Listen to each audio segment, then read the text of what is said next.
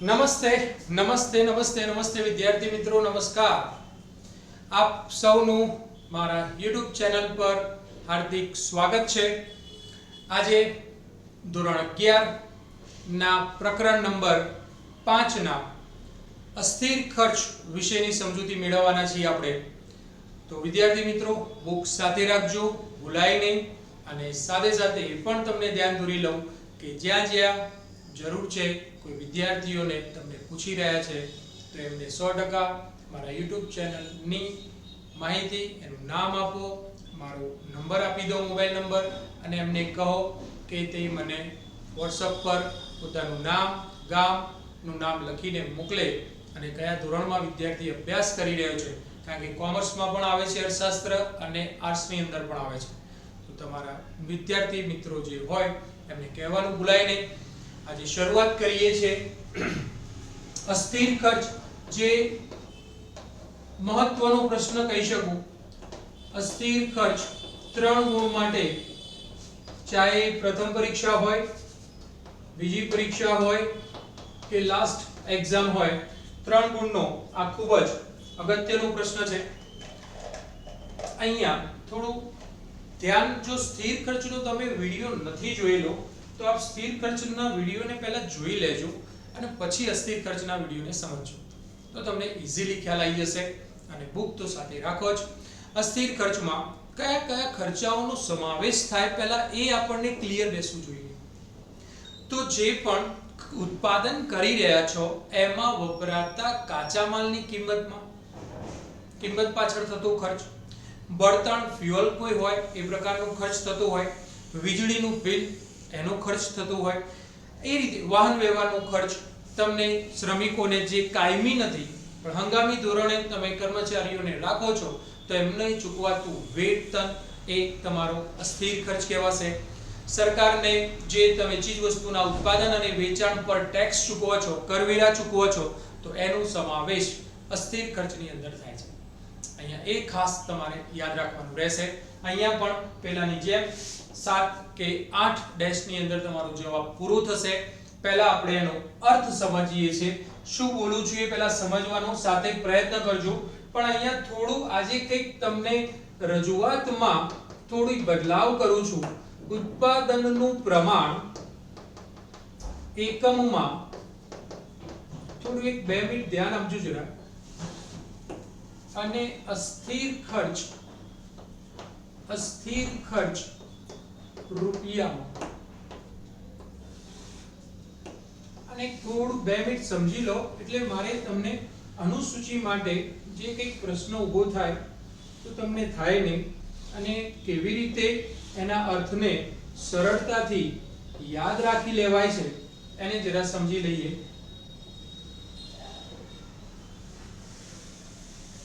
જરા ધ્યાન આપજો આ બાજુ.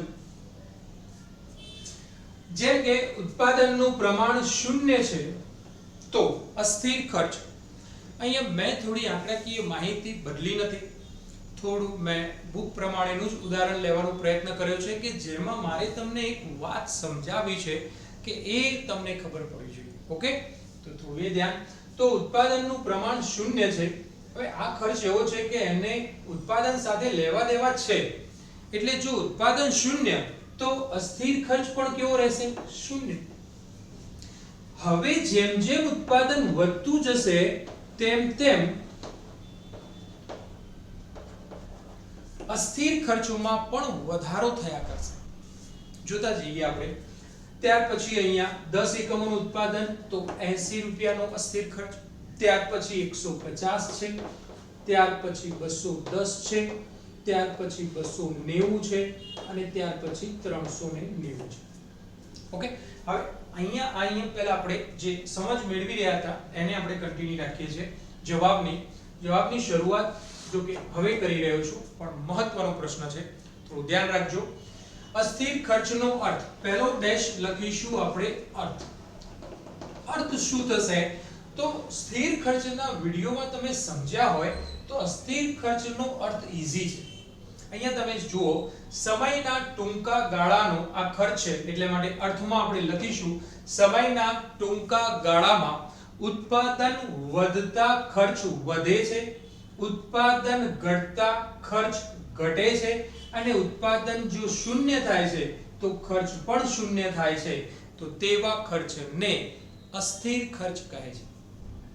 ફરીથી બોલું છું, સમયના ટૂંકા ગાળામાં ઉત્પાદન વધે તો ખર્ચ વધે છે, ઉત્પાદન ઘટે છે તો ખર્ચ પણ ઘટે છે અને ઉત્પાદન શૂન્ય થાય છે તો ખર્ચ પણ શૂન્ય થાય છે, તો તેવા ખર્ચને અસ્થિર ખર્ચ કહે છે.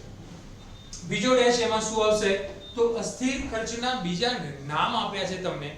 અસ્થિર ખર્ચમાં થોડું ધ્યાન દોરી લેજો. અસ્થાયી ખર્ચ, પ્રત્યક્ષ ખર્ચ અને મુખ્ય ખર્ચ. મુખ્ય ખર્ચ પ્રોફેસર માર્શલે ધ્યાન પર લીધો છે, તો એને એ રીતે પણ લખી લેજો તમે. અસ્થિર ખર્ચના બીજા નામ છે પ્રત્યક્ષ ખર્ચ, અસ્થાયી ખર્ચ અને પ્રોફેસર માર્શલે અસ્થિર ખર્ચને મુખ્ય ખર્ચ તરીકે પણ ઓળખાવે છે. ત્યાર પછી ત્રીજો ડેશ લખવાનો થશે. અસ્થિર ખર્ચમાં કયા કયા ખર્ચાઓનો સમાવેશ થાય? તો કાચા માલની ખરીદી પાછળ થતો ખર્ચ, બળતણ ખર્ચ, વીજળીનું બિલ, શ્રમિકોને ચૂકવાતું વેતન, સરકારને ચૂકવાતા ઉત્પાદન અને વેચાણ પરના વેરા, વાહન વ્યવહારનો ખર્ચ વગેરે ખર્ચાઓનો સમાવેશ થાય છે. ઓકે, આ ભૂલાય નહીં. આ ત્રણ મુદ્દા એઝ ઇટ ઇઝ તમને રહેશે. ચોથો મુદ્દો તમારો અનુસૂચિ. પાંચમો મુદ્દો બોલું એના પહેલા અનુસૂચિની સમજૂતી આવશે. અહીંયા એક વધારામાં અનુસૂચિની સમજૂતી માટે ખાસ ધ્યાન પર દોરી લઉં છું. શું બોલું છું? અનુસૂચિની સમજૂતી. આ તમારો પાંચમો ડેશ. આગળ ત્રણ થયા છે. અનુસૂચિની સમજૂતી ફરજિયાત આ લખવાનું રહેશે તમારે. માર્કિંગ તો જ થશે, અધરવાઇઝ માર્કિંગ નહીં કરે. અનુસૂચિમાં અહીંયા તમને થોડું ધ્યાન દોરું તો સીધે સીધું પહેલી વાત તો એ જ લખી લો કે ઉત્પાદન શૂન્ય છે તો ખર્ચ પણ શૂન્ય છે, ઉત્પાદન વધે છે તો ખર્ચ પણ વધે છે, ઉત્પાદન ઘટે છે તો ખર્ચ ઘટે છે. આ પહેલો ડેશ સમજૂતીમાં. બીજા ડેશમાં તમે જોઈ લો બરાબર કે 30 એકમ સુધી ઉત્પાદનમાં જે વધવાનો દર જે છે એ ઘટતા દરે વધે છે. બીજા એકમ માટે અહીંયા કોમન 30 એકમ સુધી ઉત્પાદનના 30 એકમ સુધી જેમ જેમ ઉત્પાદનનું પ્રમાણ વધે છે તેમ અસ્થિર ખર્ચ વધે છે, પરંતુ ઘટતા દરે વધે છે. વધવાનો જે દર છે એ ઘટતો જાય છે. પહેલા 80 થયો, પછી 150 એટલે 70, 150 થી 210 એટલે 60. એટલે વધવાનો દર છે એ ઘટતો જાય છે. એટલે 30 એકમ સુધી અસ્થિર ખર્ચ વધે છે ખરા, પણ ઘટતા દરે, અને એ વખતે વધતી પેદાશનો નિયમ લાગુ પડે છે. વધતી પેદાશનો નિયમ લાગુ પડે છે. લખવાનું ભૂલાય નહીં. આરો એક ત્રીજો ડેશ. 30 એકમ સુધી અહીંયા રાખજો, અને અહીંયા 30 એકમ પછી અસ્થિર ખર્ચ વધે છે ખરા, પણ વધતા દરે વધે છે. એ વખતે ઘટતી પેદાશનો નિયમ લાગુ પડે છે. આ 3 ડેશ લખવાનું ભૂલાય નહીં. અનુસૂચિના સમજણ માટે ખાસ કહું છું. પહેલામાં લખીશું ઉત્પાદન શૂન્ય છે તો ખર્ચ પણ શૂન્ય, ઉત્પાદન વધે છે તો ખર્ચ પણ વધે છે, ઉત્પાદન ઘટે છે તો ખર્ચ ઘટે છે. કોમન સમજૂતી અનુસૂચિની. બીજામાં 30 એકમ સુધી ઉત્પાદન વધતા અસ્થિર ખર્ચ વધે છે, પણ તે વધવાનો દર જે છે એ ઘટતા દરે વધે છે.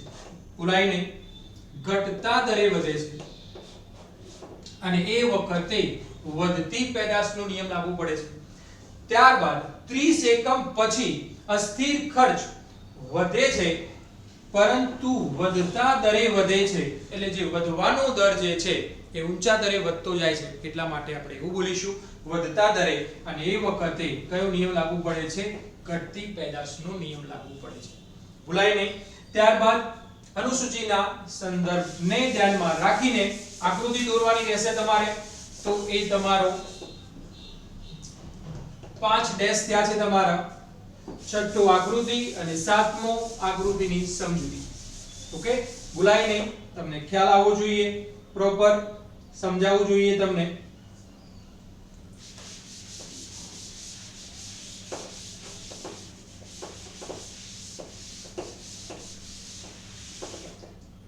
તમારી માટે જ મહેનત કરી રહ્યો છું દીકરાઓ.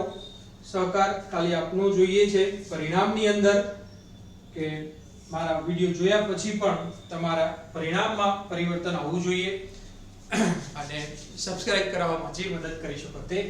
ઓકે વિદ્યાર્થી મિત્રો, અનુસૂચિને ધ્યાનમાં રાખીને આપણે આકૃતિ દોરી રહ્યા છીએ. તો જરા ધ્યાન આપજો શું કરું છું હું. અહીંયા ઉત્પાદનનું પ્રમાણ 0 0 10 20 30 40 50 10 20 30 40 અને 50. જે તમને ખર્ચ આપ્યો છે અસ્થિર ખર્ચ, એ 50 ના સંદર્ભમાં તમે લઈ શકો. y ધરી પર 50 100 150 200 250 300 350 400 450 એ રીતે તમે લઈ શકો. ઓકે, એ રીતે આપણે લેવું પડશે પણ ખરા.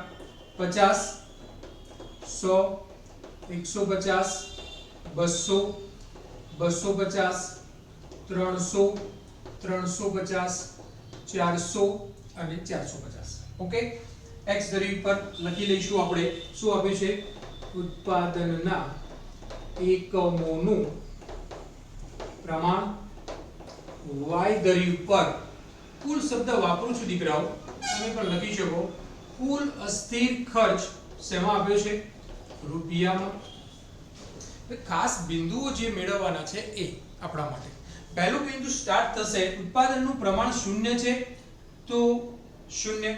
ઉત્પાદનનું પ્રમાણ વધીને 10 થાય છે ત્યારે ખર્ચ કેટલો થાય છે? 80. ઉત્પાદનનું પ્રમાણ વધીને 20 થાય છે ત્યારે ખર્ચ વધીને કેટલો થાય છે? જોતા રહેજો દીકરાઓ, અધરવાઇઝ નહીં ખ્યાલ આવે. હું અહીંયા તમને દોરી દઉં છું. 150 આ 80 લમસમ 100 ની નીચે લીધું છે મેં.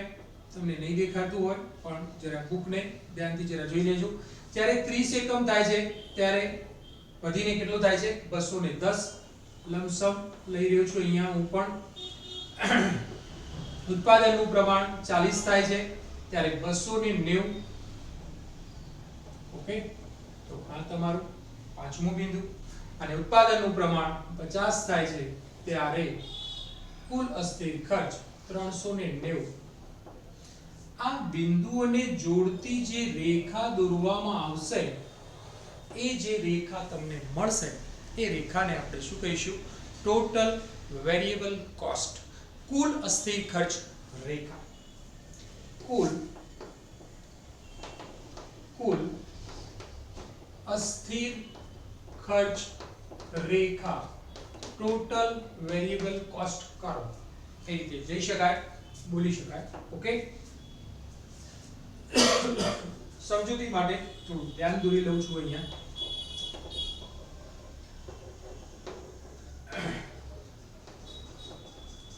આકૃતિની સમજૂતી. તો x ધરી પર ઉત્પાદનના એકમોનું પ્રમાણ, y ધરી પર કુલ અસ્થિર ખર્ચ રૂપિયામાં આપેલો છે. જેમ જેમ ઉત્પાદન વધે છે 0 થી 10 20 30 40 50 એમ થાય છે, એમ કુલ સ્થિર ખર્ચ પણ જ્યારે ઉત્પાદનનું પ્રમાણ 0 છે ત્યારે 0 છે, પણ 10 20 30 40 50 એકમોનું ઉત્પાદન થાય છે ત્યારે અનુક્રમે અસ્થિર ખર્ચ કેટલો થાય છે? 80 150 210 290 અને 300. ઓકે, આ અહીંયા અસ્થિર ખર્ચ રેખા એ ઉદ્ગમ બિંદુથી શરૂઆત થાય છે અને તમે એનો ઢોળાવ જુઓ તો કયો ઢાળ દેખાય છે તમને? ધન ઢાળ વાળી દેખાય છે. એનું એ જ વાત તમને બોલવાની છે દીકરાઓ. શરૂઆતમાં વધતી પેદાશનો નિયમ લાગુ પડે છે એટલે અસ્થિર ખર્ચ વધે છે ખરા, પણ ઘટતા દરે વધે છે. અને 30 એકમ બાદ ઉત્પાદનનું પ્રમાણ વધારીએ છીએ તો અસ્થિર ખર્ચ વધે છે વધતા દરે, કારણ કે ઘટતી પેદાશનો નિયમ લાગુ પડે છે. સિમ્પલ સમજૂતી લખી લેવાની છે. ઢોળાવેનો ધન ડાળવાળો ગણીને 3 ડેશ OX ધરી ઉપર ઉત્પાદનના એકમોનું પ્રમાણ, OY ધરી ઉપર કુલ અસ્થિર ખર્ચ રૂપિયામાં. ત્રીજું ડેશ લખવાનો કાં તો એક ડેશમાં લઈ લો. બીજા ડેશમાં ઉત્પાદનનું પ્રમાણ 0 છે ત્યારે આકૃતિમાં દેખાય છે કે અસ્થિર ખર્ચ પણ કેટલો છે 0. પણ જેમ જેમ ઉત્પાદનનું પ્રમાણ વધારતા જઈએ છીએ 10 20 30 40 50 એમ અનુક્રમે અસ્થિર ખર્ચ 80 150 210 290 390 થતું જાય છે. પરંતુ અહીંયા સમજૂતીમાં ખાસ વાત એ લખવાની છે કે ઉગમ બિંદુથી શરૂ થાય છે, ધનડાળવાળી છે, ત્રીજો ડેશ બોલી રહ્યો છું, અને શરૂઆતમાં ઉત્પાદન વધે છે એ વખતે વધતી પેદાશનો નિયમ લાગુ પડે છે એટલે અસ્થિર ખર્ચ વધે છે ખરા પણ ઘટતા દરે, અને ત્યારબાદ કેટલાક એકમોના ઉત્પાદન પછી એટલે કે 30 એકમ પછી આપણી અનુસૂચિ સમજૂતી પ્રમાણે આકૃતિ પ્રમાણે 30 એકમ પછી પણ ઉત્પાદન જો વધારીએ છીએ તો ઘટતી પેદાશનો નિયમ લાગુ પડે છે. એ વખતે અસ્થિર ખર્ચ વધે છે ખરા પણ વધતા દરે વધે છે. આ લખવાનું ભૂલાય નહીં. ઓકે વિદ્યાર્થી મિત્રો, ધન્યવાદ. અહીંયા સુધી રાખું છું. આજે નવા પાછા કોઈ પ્રશ્ન અને મુદ્દાને લઈને વળી પાછું તમારી સામે ઉપસ્થિત થઈ જઈશ. Thank you.